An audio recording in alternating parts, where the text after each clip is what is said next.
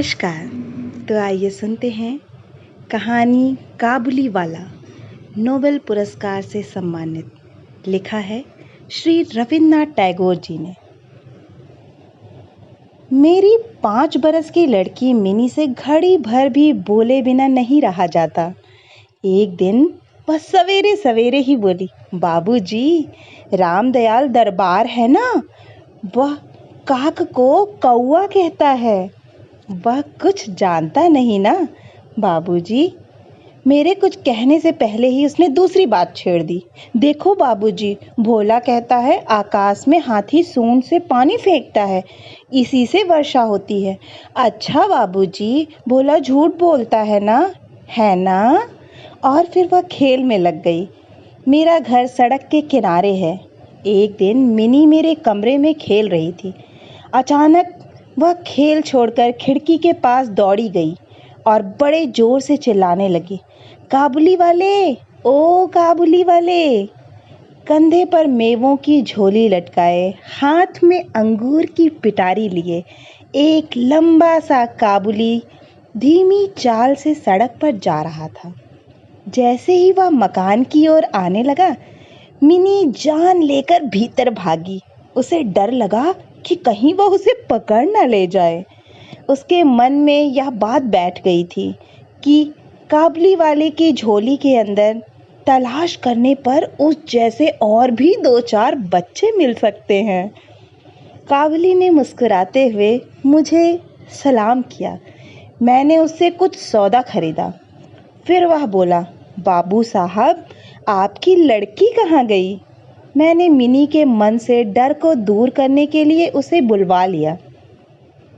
काबुली ने झोली से किशमिश और बादाम निकालकर मिनी को देना चाहा, पर उसने कुछ न लिया। डरकर वह मेरे घुटनों से चिपट गई। काबुली से उसका पहला परिचय इस तरह हुआ। कुछ दिन बाद किसी जरूरी काम से मैं बाहर जा रहा था। देखा कि मिनी काबुली से खूब बातें कर रही है और काबुली मुस्कुराता हुआ सुन रहा है।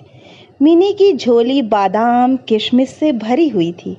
मैंने काबुली को अठन्नी देते हुए कहा, इसे यह सब क्यों दे दिया? अब मत देना। फिर मैं बाहर चला गया। कुछ देर तक काबुली मिनी से बातें करता रहा। जाते समय वह अठन्नी मिनी की झोली में डालता गया। जब मैं घर लौटा तो देखा कि मिनी की माँ काबुली से अठन्नी लेने के कारण उस पर खूब गुस्सा खो रही है। काबुली प्रतिदिन आता रहा। उसने किशमिश बादाम दे देकर मिनी के छोटे से हृदय पर काफ़ी अधिकार जमा लिया था। दोनों में बहुत बहुत बातें होती और वे खूब हंसते। रहमत काबुली को देखकर ही मेरी लड़की हंसती हुई पूछती, काबुली वाले, ओ काबुली वाले, तुम्हारी झोली में क्या है? रहमत हंसता हुआ कहता, हाथी। फिर वह मिनी से कहता, तुम ससुराल कब जाओगी? इस पर उल्टे वह रहमत से पूछती, तुम ससुराल कब जाओगे? रहमत अपना मोटा घूंसा तान कर कहता, हम ससुर को मारेगा। इस पर मिनी खूब हंसती। हर साल सर्दियों के अंत में काबुली अपने देश चला जाता। जाने से पहले वह सब लोगों से पैसा वसूल करने में लगा रहता। उसे घर घर घूमना पड़ता, मगर फिर भी प्रतिदिन वह मिनी से एक बार मिल जाता। एक दिन सवेरे मैं अपने कमरे में बैठा कुछ काम कर रहा था। ठीक उसी समय सड़क पर बड़े जोर का शोर सुनाई दिया। देखा तो अपने उस रहमत को 2 सिपाही बांधे लिए जा रहे हैं। रहमत के कुर्ते पर खून के दाग हैं और सिपाही के हाथ में खून से सना हुआ छुरा। कुछ सिपाही से और कुछ रहमत के मुंह से सुना कि हमारे पड़ोस में रहने वाले एक आदमी ने रहमत से एक चादर खरीदी। उसके कुछ रुपए उस पर बाकी थे, जिन्हें देने से उसने इनकार कर दिया था। बस इसी पर दोनों में बात बढ़ गई और काबुली ने उसे छुरा मार दिया। इतने में काबुली वाले कहती हुई मिनी घर से निकल आई। रहमत का चेहरा क्षण भर के लिए खेल उठा। मिनी ने आते ही पूछा, तुम ससुराल कब जाओगे? रहमत ने हंसकर कहा, हाँ वहीं तो जा रहा हूँ। रहमत को लगा कि मिनी उसके उत्तर से प्रसन्न नहीं हुई। तब उसने घूंसा दिखाकर कहा, ससुर को मारता पर क्या करूं, हाथ बंधे हुए हैं। छुरा चलाने के अपराध में रहमत को कई साल की सजा हो गई। काबुली का ख्याल धीरे धीरे मेरे मन से बिल्कुल उतर गया और मिनी भी उसे भूल गई। कई साल बीत गए। आज मेरी मिनी का विवाह है। लोग आ जा रहे हैं। मैं अपने कमरे में बैठा हुआ खर्च का हिसाब लिख रहा था। इतने में रहमत सलाम करके एक और खड़ा हो गया। पहले तो मैं उसे पहचान ही ना सका। उसके पास ना तो झोली थी और न चेहरे पर पहले जैसी खुशी।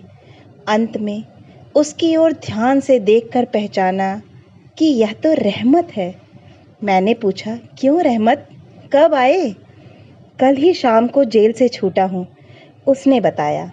मैंने उससे कहा, आज हमारे घर में एक ज़रूरी काम है, मैं उसमें लगा हुआ हूँ। आज तुम जाओ, फिर आना। वह उदास होकर जाने लगा। दरवाजे के पास रुककर बोला, ज़रा बच्ची को नहीं देख सकता? शायद उसे यही विश्वास था कि मिनी अब भी वैसी ही बच्ची बनी हुई है। वह अब भी पहले की तरह काबुली वाले ओ काबुली वाले चिल्लाती हुई दौड़ी चली आएगी। उन दोनों की उस पुरानी हंसी और बातचीत में किसी तरह की रुकावट ना होगी। मैंने कहा, आज घर में बहुत काम है, आज उससे मिलना ना हो सकेगा। वह कुछ उदास हो गया और सलाम करके दरवाजे से बाहर निकल गया।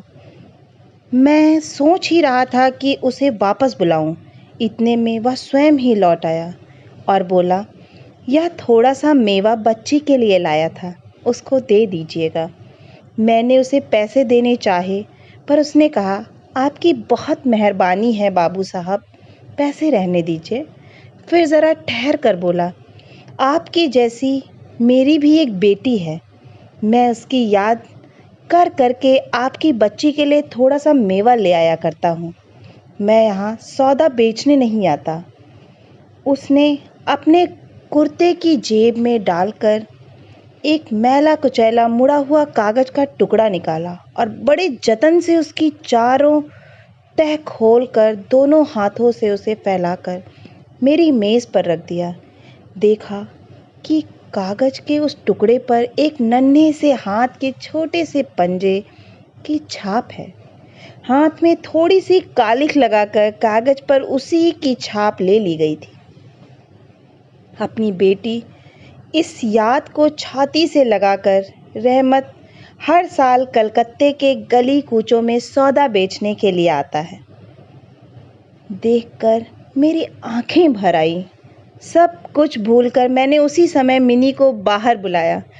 विवाह की पूरी पोशाक और गहने पहने मिनी शर्म से सिकुड़ी मेरे पास आकर खड़ी हो गई। उसे देखकर रहमत काबुली पहले तो सकपका गया। उससे पहले जैसे बातचीत ना करते बना।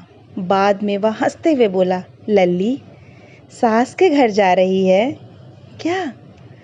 मिनी अब सास का अर्थ समझने लगी थी। मारे शर्म के उसका मुंह लाल हो उठा। मिनी के चले जाने पर एक गहरी सांस भरकर रहमत ज़मीन पर बैठ गया। उसकी समझ में यह बात एकाएक स्पष्ट हो उठी कि उसकी बेटी भी इतने दिनों में बड़ी हो गई होगी। इन 8 वर्षों में उसका क्या हुआ होगा, कौन जाने। वह उसकी याद में खो गया। मैंने कुछ रुपए निकालकर उसके हाथ में रख दिए और कहा, रहमत, तुम अपनी बेटी के पास देश चले जाओ। आशा है कि आपको यह कहानी काबुली वाला बहुत ही पसंद आई होगी। अगर पसंद आई है तो प्लीज़ इस कहानी को लाइक करें, अपनों के साथ शेयर करें और हाँ, अगर आप इस चैनल पे नए हैं तो प्लीज़ मुझे प्रोत्साहित करने के लिए ऐसी ही अच्छी अच्छी कहानियाँ सुनने के लिए इस चैनल को सब्सक्राइब करें।